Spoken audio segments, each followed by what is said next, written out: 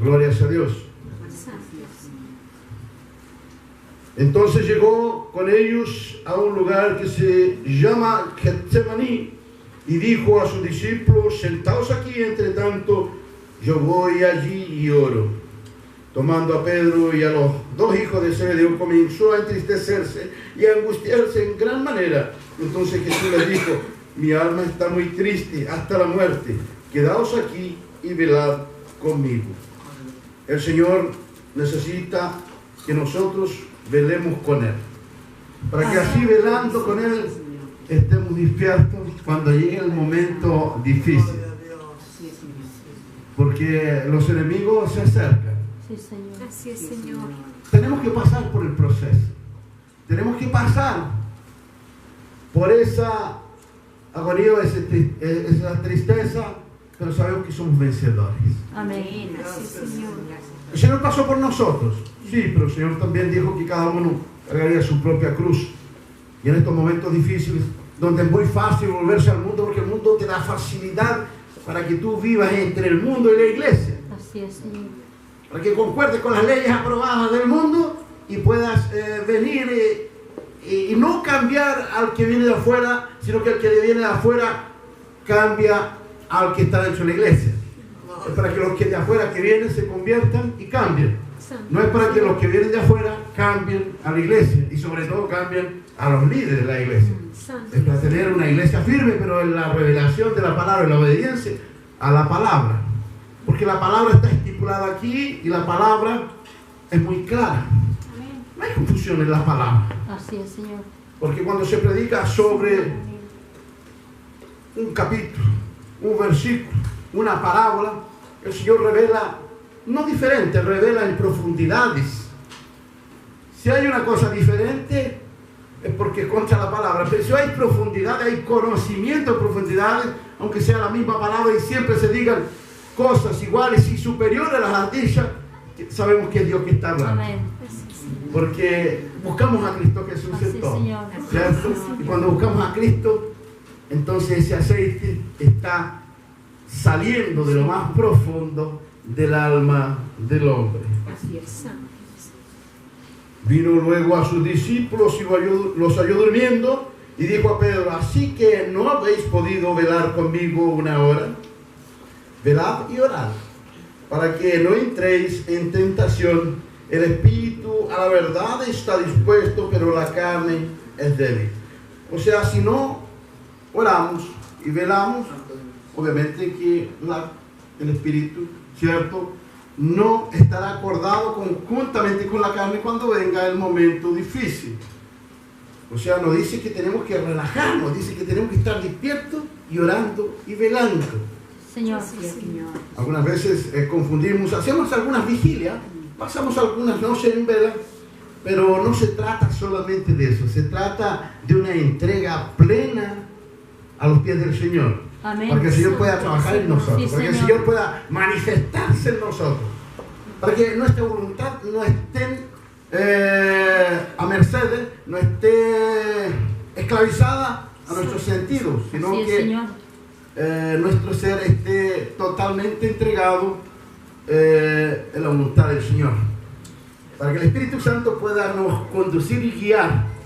Puede ver que hay una resistencia. Amén. Hay una resistencia cuando nosotros no hacemos la voluntad de Dios, porque hay una resistencia nuestra para hacer la voluntad de Dios. Nosotros en realidad conocemos las profundidades de Dios. En el Espíritu conocemos, sabemos, cuando tenemos al Señor en nuestras vidas, sabemos qué es lo que el Señor quiere para nosotros. Así es, Señor. Pero como nosotros como que nos hacemos tontos. Es como cuando el papá manda a su hijo y él hace otras cosas y se hace como el tonto, como si no hubiese escuchado bien, no hubiese recibido el mensaje del padre o de la madre. Así también nosotros algunas veces nos hacemos como que los tontos, dejamos pasar el tiempo, vivimos nuestra propia vida y no obedecemos al Señor, y eso que lo conocemos. ¡Santo Dios! Estoy predicando aquí, pero yo sé que cualquiera que se suba aquí y mire la palabra, si el Señor va a hablar mucho o poco, pero el Señor va a hablar, Sí, Señor. va a hablar y va a hablar en el Amén. Espíritu. Entonces va a ser unidad absoluta. Señor. Entonces nosotros conocemos a Dios. Cuando tomamos la Biblia en la casa y la estudiamos y queremos que el Señor nos revele en las profundidades de lo que está escrito, y el Señor comienza a hablarnos, sabemos que el Señor conversa con nosotros, nos habla, nos da sueños, nos da revelaciones. Cada uno tiene una forma bien particular en conversar con Dios. Dios nos da a través de los dones, ¿cierto?, revelados, esa capacidad y también esa forma de poder estar en comunicación constante con Él. O sea, el Señor no se aleja de aquel que está velando y orando y a los pies del Señor. Sí, Señor, amén. Puede ver que entre más nos acercamos a Dios, como que nuestra carne más sufre. Entre más un creyente está a los pies del Señor, sufre más, porque sufre la carne, pero el espíritu se goza. Pero es de la única forma que podemos estar firmes, esperando la venida de nuestro Dios. Amén. Porque la carne se resiste al espíritu. Puede ver que no hay forma de crear algún método religioso y estar en la presencia de Dios. Una iglesia tradicional, conocida por todos, religiosamente anda por el mundo entero representando a Cristo. Pero ¿cuántos son convertidos de aquellos que siguen a esa religiosidad? ¿Cuántos están realmente en el Espíritu Santo de Dios? ¿Cuántos están haciendo la voluntad de Dios? Muy pocos. Porque si así fuese, o sea, si el mundo hiciese la voluntad de Dios, obviamente no tendríamos esos problemas que están ahí presentes a vista de todos. A cada día los gobiernos participan más y más, ¿cierto?, de las cosas religiosas. Se juntan en grandes reuniones, ¿cierto? Cuando el creyente se reúne, también están allí sentados y escuchan la palabra. Pero en vez de proclamar a Cristo Jesús como el único Señor y Dios, dicen que debemos ser un país laico. ¿Cómo es eso? ¿Estamos con Dios o estamos contra Dios? Somos como aquellos apóstoles que quedaron con el Señor, aunque se durmieron, pero se quedaron con el Señor, o somos como Judas. Hay muchos que son como Judas. Pareciera que están con Dios, comen con Dios, pero traicionan a Dios. Y confabulan y conspiran. Y en la noche, en la oscuridad de su alma, lo traicionan y quieren entregar a Cristo nuestro Salvador. Puede ver que antes de esta ocasión nadie tocaba al Señor, nadie le hizo nada a Jesús, nadie lo podía ni empujar ni apedrear, ni aunque quisieran matarlo, lo podían matar. Pero tuvo que haber un traidor, uno que salió de entre ellos para que hubiese legalidad. Primero por aquellos que se llamaban sacerdotes de Dios, hijos de Dios, como los fariseos, para que los romanos después pusieran las manos sobre él. Nada podía tocar al Señor, nadie le podía hacer daño, pero tuvo que haber un Judas Iscariote, un anticristo del medio, que traicionase a Cristo, lo entregase a esas potestades llamadas sacerdotes, y eso entregasen al verdadero creyente, a Cristo Jesús en aquel tiempo, y ahora al verdadero creyente en las manos del romano, del imperio romano, que es ese cuerpo bestial que domina el mundo. Eso es lo que pasa. Por eso que Satanás, al corrompido, al ambicioso, al egoísta, al ganancioso, al que quiere en apariencia ser hijo de Dios, ofreciéndole dinero lo corrompe. Porque el que no tiene a Dios, el que no se postra delante de Dios, puede tener una apariencia de fariseo, Señor, pero no es de Dios. Porque los fariseos, si hubiesen sido de Dios, habrían reconocido a Cristo Jesús, el enviado de Dios, el ungido de Dios, el propio Dios. Así también hay señores con túnicas largas, aparentemente representando a Cristo en el mundo entero, pero cuando ven la palabra ser predicada, ser manifiesto el poder de Dios a través de la presencia del Espíritu Santo, ellos no la reconocen. Al contrario, vendidos al poder romano como los fariseos se vendieron en aquel tiempo. Israel en aquel tiempo estaba dividido en algunos reinos, pero Roma le daba el apoyo y lo mantenía unido en el imperio romano. Había una fortaleza que se llamaba Anatolia, que estaba dentro del templo. Una de esas partes era dominada por Roma y las otras por los hijos de Herodes el Grande. Bueno, habían 4 partes y que era el pueblo de Israel en aquel tiempo. Herodes el Grande, que no era ni siquiera israelita, dominaba y se había sentado en el trono de Dios, en el trono de David, que es Cristo Jesús, que está eternamente sentado en el trono de David. Está sentado en el trono de Dios, a la derecha de Dios Padre, está y también está en nuestros corazones. Amén. Tenemos comunión perfecta en el Espíritu, porque Dios en su misericordia así se agradó. Sí, sí. Bueno, en aquel tiempo Israel estaba dominado por el Imperio Romano. Tenía un poder grandioso, una influencia grandiosa. El Señor vino en aquel tiempo. Bueno, ahora también hay una iglesia que en el mundo entero, en apariencia, representa a Cristo en el mundo entero. Hay unos fariseos, ¿cierto?, que quieren ver la ocasión de agarrar al verdadero creyente y entregárselo a los romanos. Por eso, si usted está en la presencia de Dios y predica la palabra verdadera del Señor, obviamente que a los fariseos no les va a costar, ni a los romanos menos. ¿Por qué? Porque usted es un hijo de Dios. Y la luz le molesta a las tinieblas. Señor.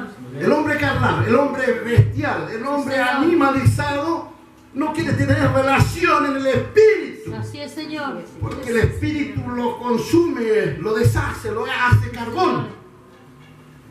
Ahora usted, si está en el fuego eterno, pasa en el holocausto, en el altar de Dios, pasa en ese fuego encendido con el poder de Dios, y ese olor agradable que pasaba en el tiempo del templo, pasaba y entraba en el santo, después al santísimo. Ahora usted entra en la presencia de Dios porque usted está pasando por ese fuego de tribulación en la carne, pero en gozo en el Espíritu Santo. Amén. Está dejando la carne para atrás, que se queme, que se consuma. Ahora, solamente lo que Dios quiere, Oh, bendito Dios. solamente lo que Dios quiere de cada uno de nosotros, estar entregando a aquel que realmente está en la presencia de Dios. Gloria a Dios. Otra vez fue y oró por la segunda vez, diciendo: Padre mío, si no puede pasar de mí esta copa sin que yo la beba, hágase tu voluntad. Vino otra vez y los halló durmiendo, porque los ojos de ellos estaban cargados de sueño, y dejándolos se fue de nuevo y oró por tercera vez, diciendo las mismas palabras. Entonces vino a sus discípulos y les dijo: dormid ya y descansad. Y aquí ha llegado la hora, y el Hijo del Hombre es entregado en manos de pecadores. Levantaos, vamos, ved si se acerca el que me entrega. Ha llegado la hora. Puede ver que la hora es aquella en que Dios ha marcado para cada uno de nosotros. Está el día del Señor, pero también está la hora que el Señor ha determinado para que pasemos por ese proceso de transformación. Así también cuando recibimos el Espíritu Santo, llegó una hora de conversión y pasamos por ese proceso, ¿cierto?, de conversión. Y allí viene ese gozo, ese primer amor, ese poder manifiesto en el Espíritu Santo Dios, y fue maravilloso. Claro que a muchos, hasta los propios familiares, nos abandonaron, nos dejaron, los ridiculizaron y nos fuimos comprendidos. Hasta de locos, cuántos no hemos sido tratados. Entonces llegó nuestra hora de morir para los pecados y de pasar a vivir por Jesucristo. ¿Por qué? Porque Jesucristo, gracias a Dios, pasó por esa tribulación máxima por nosotros. Nosotros pagamos por nuestros propios pecados y los pagamos como que en apariencia, porque Cristo pagó por ellos. Pero nosotros tenemos que pasar por eso para que también estemos en el proceso de conversión, de morir y nacer de nuevo. Nadie puede nacer de nuevo si no muere. Y en eso, en el poder de la cruz. esa conversión, esa entrega al Señor, aunque suframos en la carne, porque nosotros también pedimos a Dios, rogamos a Dios, clamamos a Dios y queremos que muchas veces Dios nos libre de las tentaciones, nos libre de ese proceso de tribulación, pero el Señor algunas veces nos deja en ese proceso. ¿Por qué? Porque si nosotros estamos en una tentación y la superamos en esa fe que tenemos en Cristo Jesús, entonces el Señor demuestra que ha vencido en Cristo Jesús. Aleluya. En cada uno de nosotros. Amén, Señor. También el Señor muestra que su Hijo hizo un sacrificio único por todos. Nosotros pasamos por nosotros mismos y con la ayuda del Señor. El Señor pasó de una vez en esa hora determinada, porque esa hora corresponde a esa hora que es de cada uno de nosotros en esa conversión. Pasó por todos nosotros, por toda la humanidad, aquellos que nos hemos convertido. Y no porque todos no pudiesen convertirse, no se han convertido porque no han querido, porque han rechazado al Señor. Y algunos se han convertido, pero como Judas, traicionan al Señor. Es muy importante hablar de ese Judas. ¿Sabe por qué es importante hablar de Judas? Porque los Judas nunca se acabaron. Así es. En vez de exterminarse los Judas, parece que aparecen más Judas. Yo veo en todas partes Judas. Claro, veo Judas en todas partes. Sí, de repente le podría hablar de cosas maravillosas y la palabra realmente maravillosa. Pero no nos podemos olvidar de Judas, porque Judas era uno solo y mire lo que hizo. Traicionó al Señor y siempre escondido. Siempre a traición. El Judas siempre se esconde, siempre confabula, conspira, sí, Señor. Y viene calladito, pero viene con muchos enemigos. Judas en la noche conspira y quiere te agarrar para que en el momento que tú estés débil, Él te pueda destruir. Eso es lo que Judas quiere. Yo veo a Judas andando por el mundo entero y diciendo que es representante de Cristo, pero defiende a los cristianos, predica el Espíritu Santo de Dios. No, adora ídolos. Otros, no, son gananciosos, mentirosos, Santo del Señor, carnales. Señor. Eso es lo que son. Hay que decirlo. Amén. Así es, porque Señor. si no lo decimos, no les vendrá juicio. Porque Judas después, cuando quiso arrepentirse, no pudo arrepentirse. Ni siquiera los fariseos quisieron las monedas de vuelta porque sabían que era precio de sangre. Sabía que aquello había sido malo. Entonces que sufra Judas, el anticristo. Que sufra Judas. Ahí Judas tiró las monedas, las botó y después compraron el campo de sangre, hicieron un cementerio para sepultar a los extranjeros, que tiene un significado enorme, porque los extranjeros somos nosotros. A precio de sangre fue vendido Cristo Jesús, ¿cierto? A precio de traición. Y con esas 30 monedas de plata se compró el cementerio, ¿cierto? Donde se comenzaron a sepultar los extranjeros. Nosotros también pasamos a sepultarnos dentro de Israel, pero también a nacer en el Espíritu Santo de Dios. Judas se mató. Los otros creyeron que vivirían tranquilamente, vivieron más de 10, 20, 30 años, después murieron. Ahora solamente esperan el momento de ser enjuiciados y condenados. No van a quedar impunes, como eso también de ahí afuera tampoco van a quedar impunes. El Señor es nuestro Dios y nos hace justicia y nos da ese poder, ese gozo maravilloso. Dormid ya y descansad, dijo el Señor, y aquí ha llegado la hora y el Hijo del Hombre es entregado en manos de pecadores. Entonces, esa hora, ese proceso, es ese momento